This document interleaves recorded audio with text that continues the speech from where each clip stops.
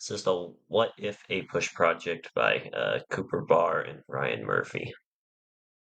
Point of a divergence is what if Abraham Lincoln had a headache and decided to stay home from Ford's Theater in 1865. On April 15th, 1865, just 3 days after the conclusion of the Civil War, Abraham Lincoln was shot by John Wilkes Booth at Ford's Theater in Washington, D.C. He died hours later, leaving his Vice President Andrew Johnson to deal with rebuilding the United States after the Civil War. Johnson had to deal with the newly freed slaves, rebuilding the South, and rebuilding the Union. The North and South were very separate, so this would be a hard task.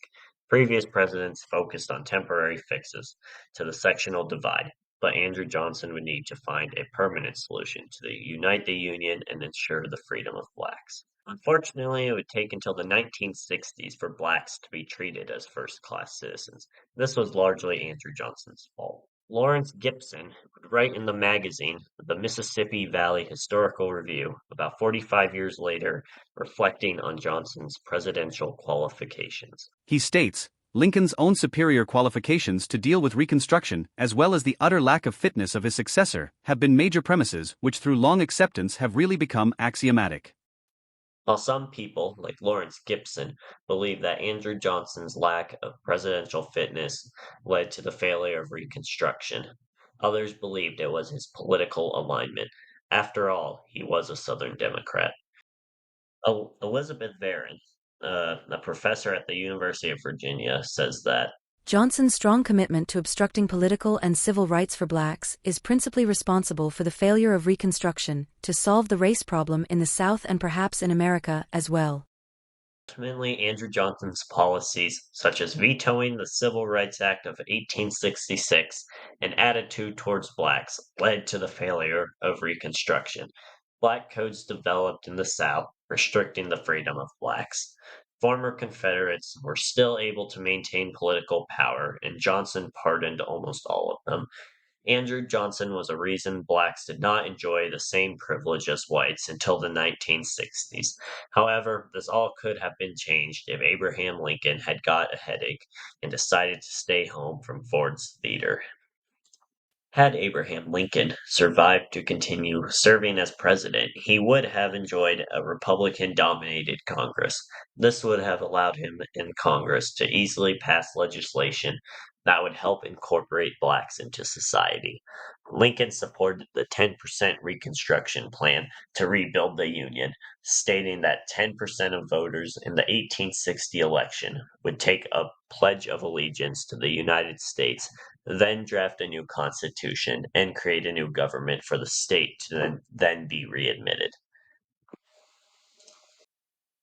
Chester Arthur, a United States Senator from New York at the time, said this regarding Lincoln's Reconstruction Plan. The Civil War is achieving its purpose. Lincoln's swift undertaking of the ordeal of Reconstruction has already seen the integration of blacks into society. It was no certainty, with strong Southern opposition, that blacks would be treated as whites and that the Union would be preserved. Abraham Lincoln seizes the opportunity to carry out the purpose of the Civil War and establishes strong support in the North. However, there is still a lot of opposition and an assassination attempt takes place. A witness recounts, I saw the man enter the restaurant. I thought nothing of it until he pulled the revolver out of his coat. He took aim, but the shot went wide right, missing the president. The assassin fled the restaurant and into the night. I was not able to get a good look at him. The assassination attempt shows the strong divides still in American society. Around the same time as the assassination attempt, black codes begin to develop in the South, and Southerners begin using fear to keep blacks from voting. Lincoln realizes greater force may be needed to keep blacks integrated in society. Congress passes a bill ordering federal troops to occupy southern states and arresting anyone suspected of threatening black suffrage. Specifically, the bill states, Federal troops are to be used in all former Confederate states to secure elections and ensure blacks are not deprived of their rights and liberties. Furthermore, anyone suspected of infringing on someone's voting rights will lead to their imprisonment without bail. Lincoln's bill leads to many unlawful arrests and the imprisonment of innocent people. He infringes on the American principles of probable cause, unlawful arrests, and unreasonable searches.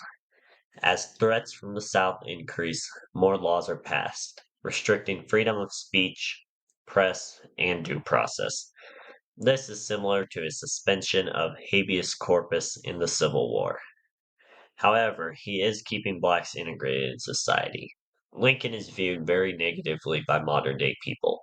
One magazine article from 2016 recounts. There is no doubt that Lincoln succeeded in integrating freedmen into society.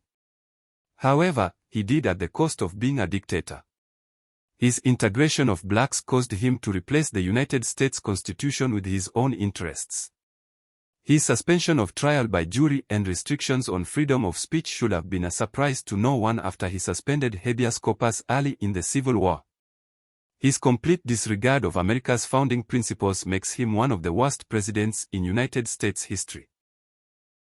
It wasn't just one interview. Most people in modern day America believe he was a terrible president, even though he did manage to integrate blacks into society. However, the costs were too high. A podcaster brings a member of the United States House of Representatives onto his podcast in 2020.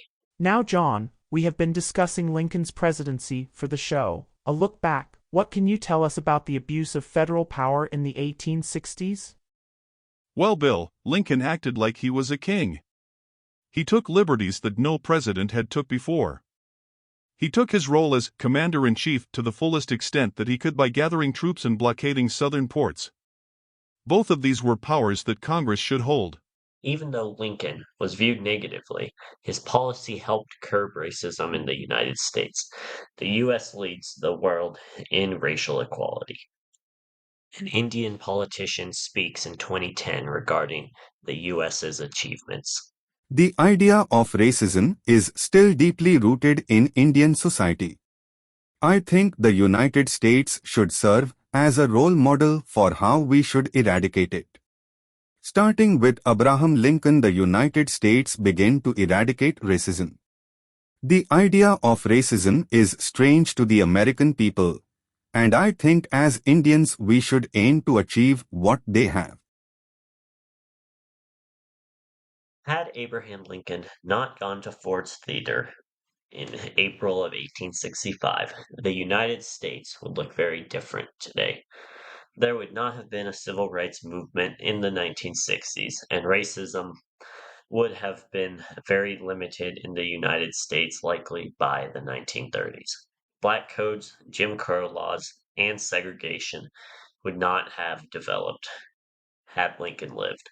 The U.S. would be looked up to by other countries regarding racism. However, Lincoln would have still been viewed very negatively. He would have had to suspend some inherently American liberties, rights, and principles, making modern day people regard him as a dictator. Mount Rushmore would likely only have three faces, or Lincoln's face would be replaced with Andrew Jackson's or maybe FDR's. If Lincoln served another term or two, America would have looked differently politically, economically, culturally, and the domestic and foreign policy of the United States would be very different. That is the presentation. Thanks for listening.